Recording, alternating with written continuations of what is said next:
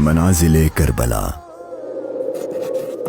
60 ہجری 27 رجب اپنے نانا حضرت محمد مصطفیٰ صلی اللہ علیہ وآلہ وسلم کے روضہ مبارک پر آخری حاضری دینے کے بعد امام حسین شہر مدینہ چھوڑ کر مکہ کی جانب چل پڑے اور 4 شعبان کو مکہ پہنچے اور 8 ذوالحجۃ الحرام کو مکہ سے کربلا کی طرف چل پڑے۔ اس سفر میں امام حسین رضی اللہ عنہ نے تقریباً 20 جگہوں پر اسٹے کیا۔ ان میں سے چند مقامات جہاں کوئی واقعہ پیش آیا وہ مقامات ہم آپ کو دکھائیں گے۔ پہلی ڈیسٹینیشن بستان ابن عامر کراس کرنے کے بعد جب امام حسین رضی اللہ عنہ دوسری منزل صفاح پر پہنچے تو وہاں آپ کی ملاقات عربی کے ایک مشہور شاعر فرزدق سے ہوئی جو بائی چانس کوفہ سے ہی آ رہا تھا۔ آپ نے اس سے کوفہ کی سچویشن کے بارے میں پوچھا تو اس نے کہا، اے نواسۂ رسول، ان کے دل تو آپ کی فیور میں ہیں لیکن ان کی تلواریں آپ کے اگینسٹ ہیں۔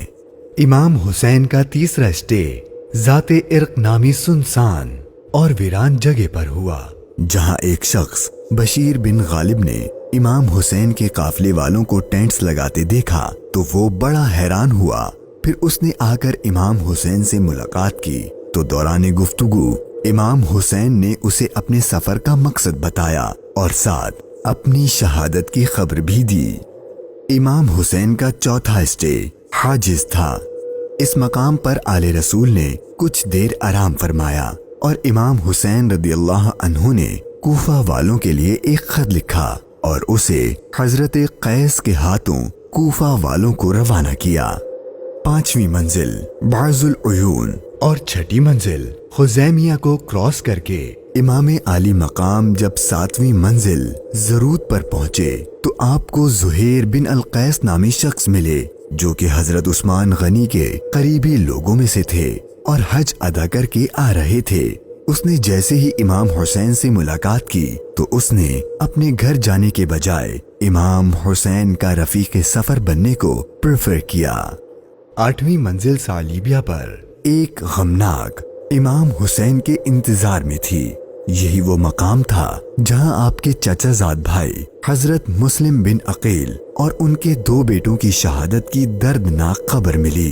اس پر آپ نے خطبہ ارشاد فرمایا اور حالات کی سنگینی سے قافلے والوں کو آگاہ کر دیا تاکہ کوئی جانا چاہے تو چلا جائے، لیکن آپ کے ساتھ سفر شروع کرنے والوں میں سے کسی نے پیٹ نہ پھیری۔ مشکلات میں اضافہ اور جرنی ڈیفیکلٹ ہوتی جا رہی تھی کیونکہ ابن زیاد گورنر کوفہ کو امام حسین کے آنے کی خبر مل گئی تھی اور اس نے اپنے بہادر اور ماہر کمانڈر حر کو 1000 کا لشکر دے کر امام حسین کو گرفتار کرنے بھیج دیا۔ امام حسین زحالہ، بطن عقبہ اور شراف سے گزرنے کے بعد جب 12ویں منزل سرات پہنچے تو آپ کا سامنا حر اور اس کے 1000 کے لشکر سے ہوا۔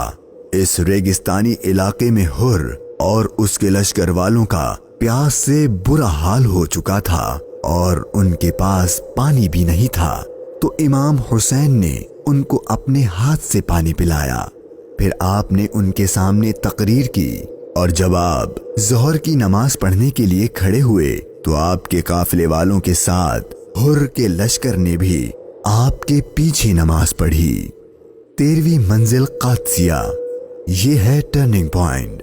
امام حسین رضی اللہ عنہ کو جانا تو کوفہ تھا لیکن آپ نے راستہ تبدیل کر دیا اور آپ کربلا کی طرف چلنا شروع ہو گئے۔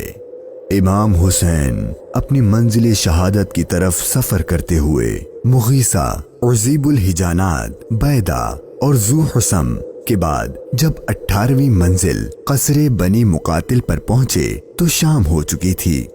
آپ نے رات یہیں گزاری اور صبح جب امام حسین یہاں سے روانہ ہوئے تو آپ کی زبان پر انا للہ و انا الیہ راجعون کے کلمات جاری تھے۔ آپ کے بیٹے علی اکبر نے آپ سے یہ کلمات پڑھنے کی وجہ پوچھی تو آپ نے فرمایا کہ بیٹا، میں نے ابھی خواب دیکھا ہے اور اس میں ہمیں شہادت کی خبر دی گئی ہے۔ تو آپ کے شہزادے نے پوچھا کہ اے بابا جان، کیا ہم حق پر نہیں ہیں؟ تو امام حسین نے فرمایا کیوں نہیں؟ تو آپ کے شہزادے نے بہادری سے جواب دیا کہ پھر موت سے کوئی ڈر نہیں۔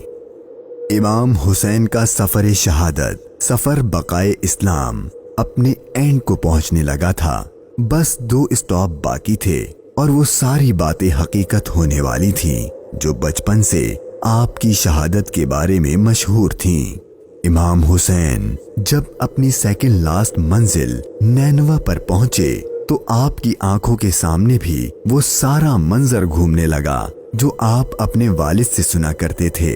ابھی امام نے تھوڑا ہی فاصلہ طے کیا تھا، ایک ریگستان میدان نظر آیا اور ابھی وہ سارا قیامت خیز منظر آپ کی نظروں میں گھوم ہی رہا تھا کہ ہر اپنے لشکر کے ساتھ ایک بار پھر آپ کے سامنے آ گیا اور اس نے بتایا کہ گورنر کوفہ ابن زیاد نے مجھے خط دیا ہے کہ آپ جس جگہ پر ہوں وہیں آپ کو روک لوں اور آپ کو ایک ایسی جگہ پر ٹھہراؤں جہاں پانی وغیرہ کچھ بھی نہ ہو۔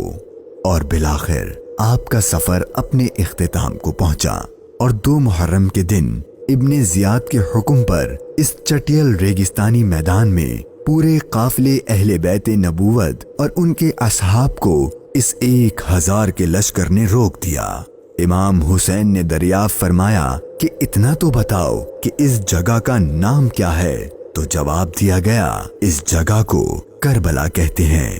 تو امام حسین نے اپنے خاندان سے فرمایا کہ بس یہی ہمارے ٹھہرنے کی جگہ ہے، یہیں ہمارا خون بہایا جائے گا اور یہیں ہماری قبریں بنیں گی۔